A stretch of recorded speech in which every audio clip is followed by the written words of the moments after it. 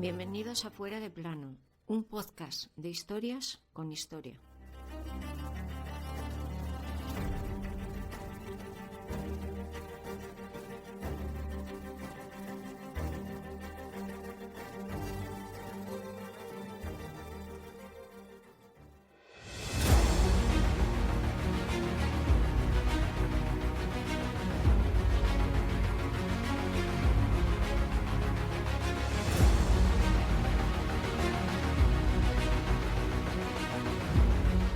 Busca, hijo mío, un reino igual a ti, porque en Macedonia no cabes. Y vaya si lo buscó, y lo hizo, tan grande como que es el primer monarca universal de la historia.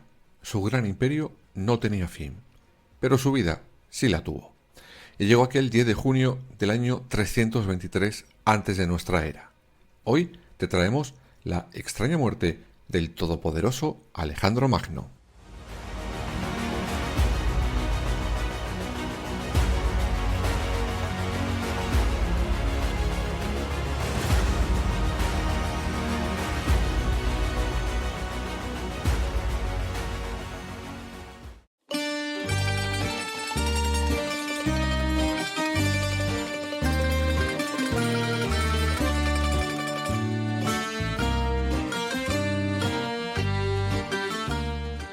Hoy vuelve a Fuera de Plano uno de los más famosos reyes de toda la historia. La pasada temporada nos ceñimos, aparte de su historia, sobre todo lo que le llevó a su épica y a la vez sorprendente victoria que acabó con el enorme imperio persa. Pero no le conocimos del todo y sobre todo no contamos su extraña muerte y lo que ella trajo. Pues bien, creo que es hora de empezar a conocer a Alejandro III de Macedonia, es decir, Alejandro Magno. Nace en agosto del año 356 antes de nuestra era. Era hijo del rey de Macedonia, Filipo II, que fue quien pronunció, evidentemente, las palabras con las que hemos arrancado este capítulo, y de la princesa Olimpia. Como heredero al trono será educado como tal, como por ejemplo, gente tan importante como el mismísimo Aristóteles. Algo que, como ya os contamos la temporada pasada, le marcará cuando llegue a gobernar y sobre todo a conquistar y someter a tantos territorios como hizo después.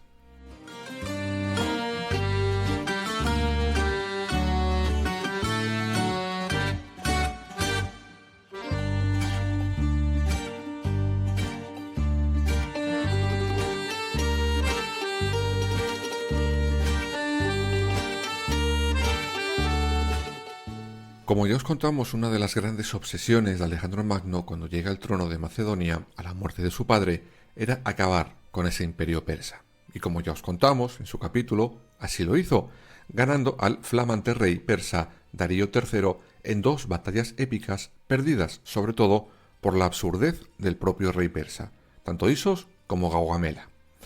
Según cuenta la leyenda barra historia, en el invierno del año 334, Alejandro Magno decide acampar en Gordión, en Asia Menor. Y allí había un carro real sujetado con un nudo que decían que era casi imposible de soltar. Pues bien, Alejandro lo hizo. Unos dicen que con esfuerzo, pero con sus propias manos, otros que con su espada. El caso es que eso, según la tradición de la zona, significaba que gobernaría Asia. Eso, junto a una tormenta eléctrica, ratificaba a Alejandro Magno en su idea principal, inculcada por su propia madre. Zeus estaba de su lado. ¿Cómo no iba a estarlo? Si era su hijo.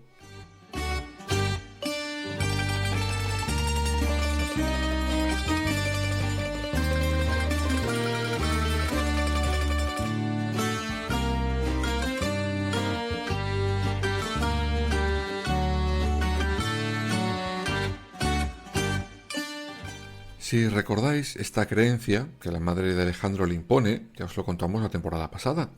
Según ellos, Alejandro era el mismísimo hijo de Zeus. Por eso, cada vez que podía, consultaba a oráculos para ver si su supuesto padre celestial estaba conforme con lo que hacía. Como hemos visto, en Asia Menor lo hizo.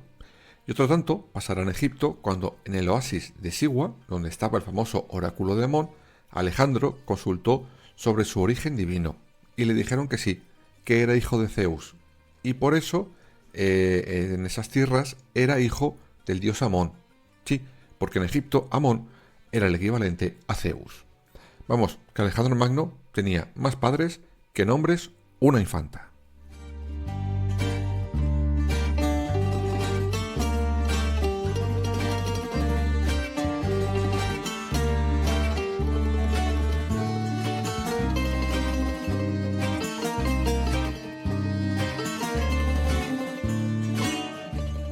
Bien, pues con sus padres dioses apoyándole, cuando Alejandro Magno entra en Babilonia, ya os contamos que lo hará de una manera muy inteligente.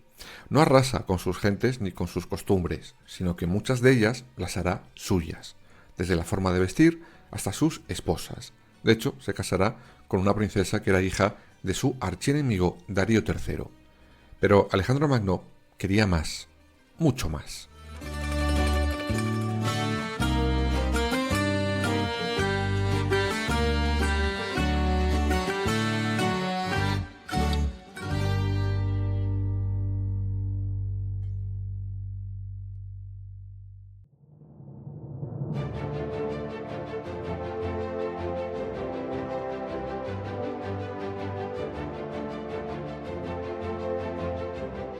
Y por eso decide seguir con sus conquistas, y pone los ojos en la India, y hacia allí que se lanza. Lo hará por la parte occidental de la zona. Allí conseguirá someter de una manera, más o menos rápida, a varias tribus de la zona, pero con otras lo tendrá mucho más complicado. Usará sus estrategias para ganarse apoyos entre varios jefes de esas tribus, para que al final se enfrenten entre ellos. Pero la conquista estaba pasando una enorme factura a las tropas de Alejandro Magno. Estaban agotados. Llevaban muchos años batallando y por lo que veían, el ansia de conquistar y conquistar y conquistar del rey / faraón / hijo de dioses no tenía fin. Y claro, lo que pasó era inevitable.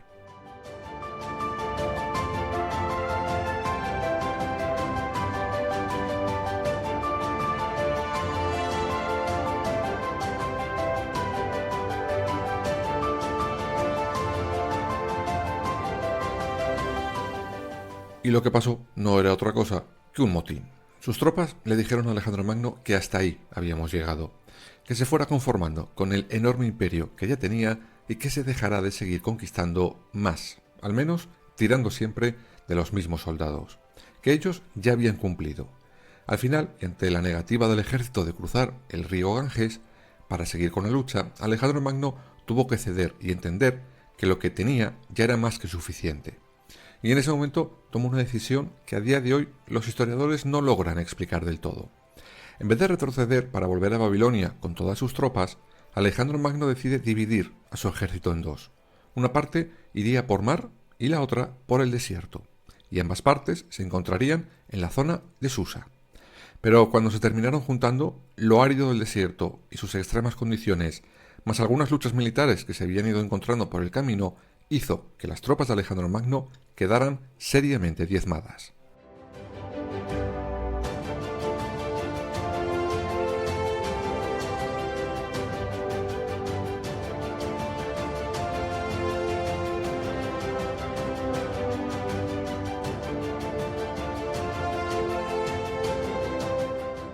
A su vuelta a Babilonia, Alejandro Magno descubre que varios de los líderes que había dejado dirigiendo partes de su imperio habían cometido muchos abusos y los pasó a cuchillo.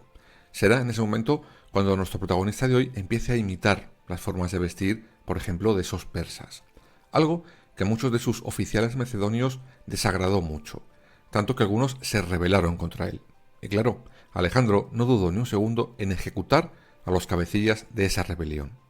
Sin embargo, Alejandro Magno estaba a punto de sufrir una enorme pérdida, y con ella, sin saberlo, también se acercaba su final, la muerte de Hefestión.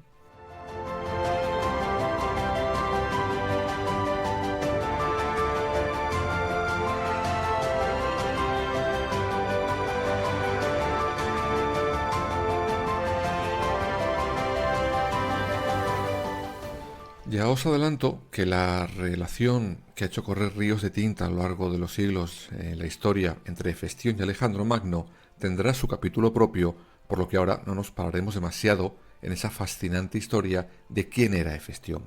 Solo os diré que era su hombre de confianza, su amigo de toda la vida y su segundo al mando. Y según cuentan, y es el origen de la leyenda de Alejandro Magno, era su amante.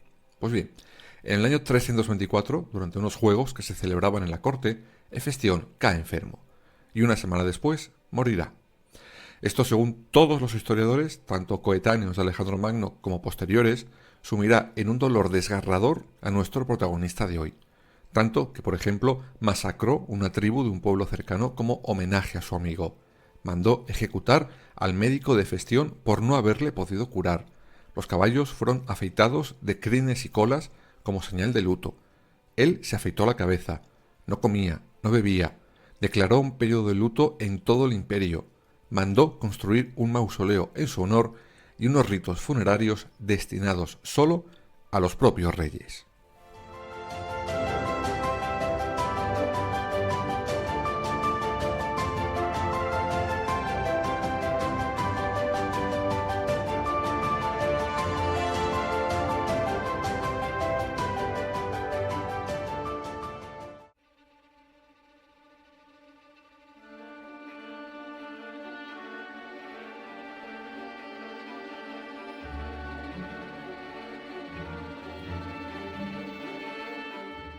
Poco después regresó a Babilonia con la intención de seguir con sus conquistas, pasara lo que pasara, pero nunca lo llegó a poder intentar de nuevo.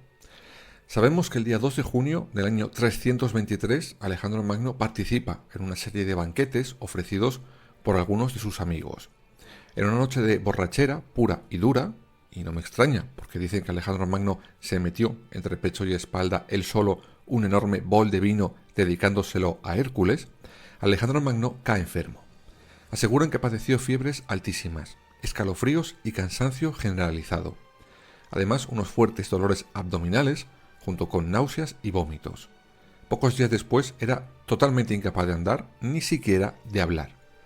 Poco después, aquel 10 de junio, en su palacio de Babilonia, con 33 años, el primer monarca universal moría, y comenzaba la leyenda de su muerte y de su tumba.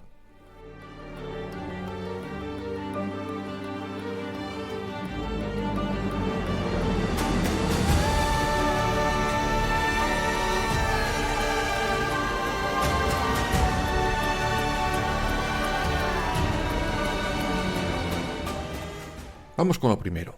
Desde el día de su muerte, la teoría de que Alejandro Magno fue envenenado corrió como la pólvora, aunque nos vamos a ceñir en concreto a tres algo más recientes. En el año 2005, el historiador británico Andrew Chuck sostuvo que Alejandro Magno moría de malaria, y para ello basó su teoría en que había estado navegando por aguas pantanosas durante 2 semanas antes de su muerte, lo que le habría llevado a contraer la mortal enfermedad. Nos vamos a 2014.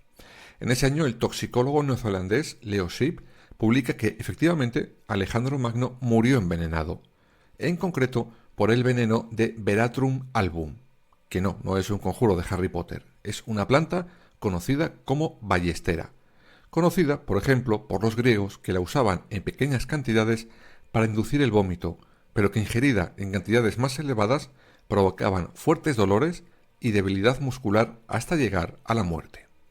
Sin embargo, la última teoría y más respaldada por muchos historiadores recientes es que Alejandro Magno murió de una parálisis progresiva. Ahora os lo explico mejor.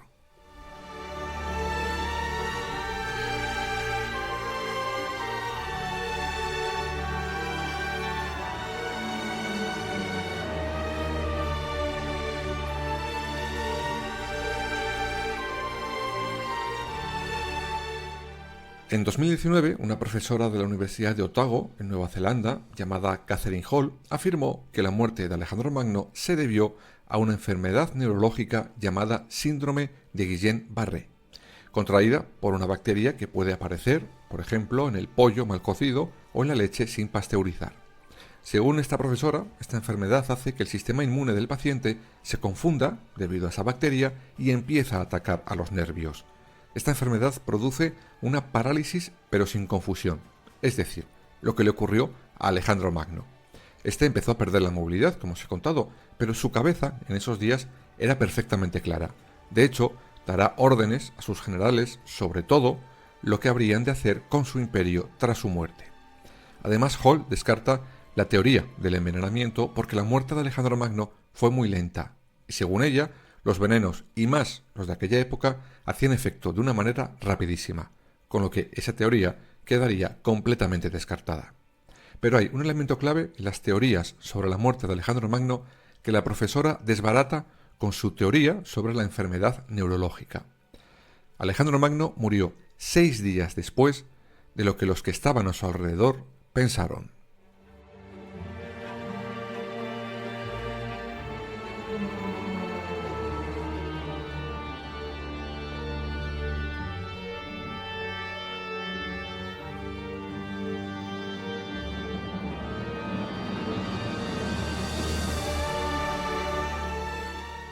Me explico mejor. Los que estaban cerca del rey afirmaron que el cuerpo de Alejandro Magno solo se empezó a descomponer 6 días después de su muerte, lo que para ellos era una prueba más del carácter divino de su difunto rey. Pero la profesora Hall lo explica de una manera muy sencilla. Para los antiguos, la llamada muerte era tomada por su falta de respiración y por sus ojos. Pero en el caso de una persona con la enfermedad neurológica que la profesora dice que tenía Alejandro Magno, la cantidad de oxígeno que necesitaría era ínfima. Si añadimos que estaba totalmente inmóvil y sin comer, la cantidad era todavía menor. Por eso, cuando sus acompañantes declaran la muerte de Alejandro Magno, él seguía físicamente vivo.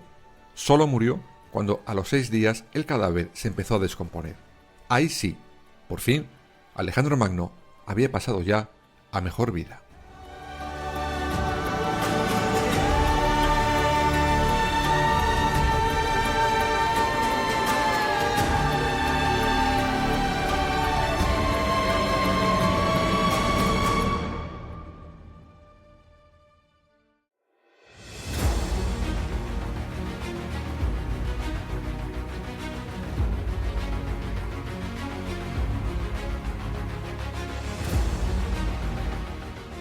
Pero como os decía, hay otro misterio sobre el final de Alejandro Magno, y es dónde están sus restos.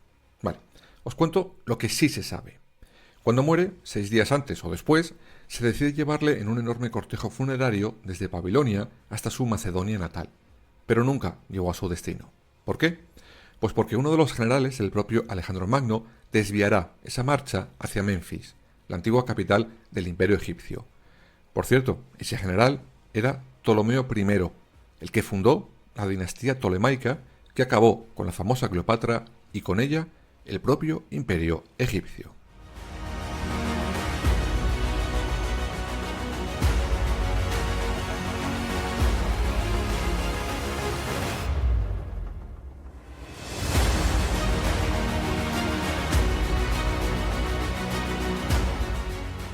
Pues bien, durante años el sarcófago de Alejandro Magno se ubica en Saqqara, la necrópolis principal de Menfis. Después, Ptolomeo II lo moverá a Alejandría. Allí será objeto de culto y de respeto, por ejemplo, de personalidades tan famosas como Augusto o el propio Julio César. Y será en esa ciudad que lleva su nombre donde la pista del mausoleo de Alejandro Magno se pierda. Primero, se conoce poco de cómo era realmente ese monumento funerario, y además Alejandría sufrirá a lo largo de los años guerras y desastres naturales que acabaron con las pistas de la ubicación de la tumba de Alejandro Magno. ¿Se mantuvo en Alejandría? ¿Quedó completamente destruida? ¿Lo trasladaron a otro lugar desconocido? No se sabe, y no sé yo si algún día se sabrá.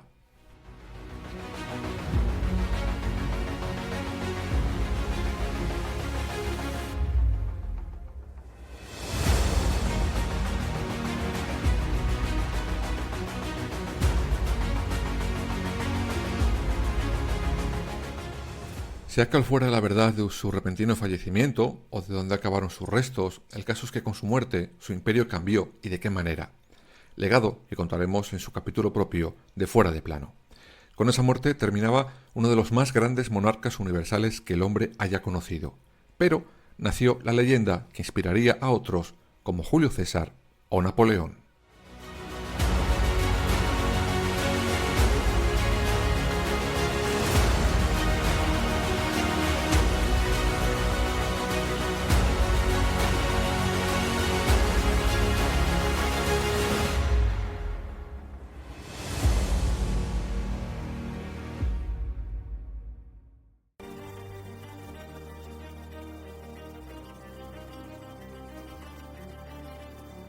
Escúchanos en las principales plataformas digitales y ahora también en nuestra página web www.fueradeplanopodcast.es y síguenos en todas las redes sociales: Twitter, Instagram, Facebook y Threads.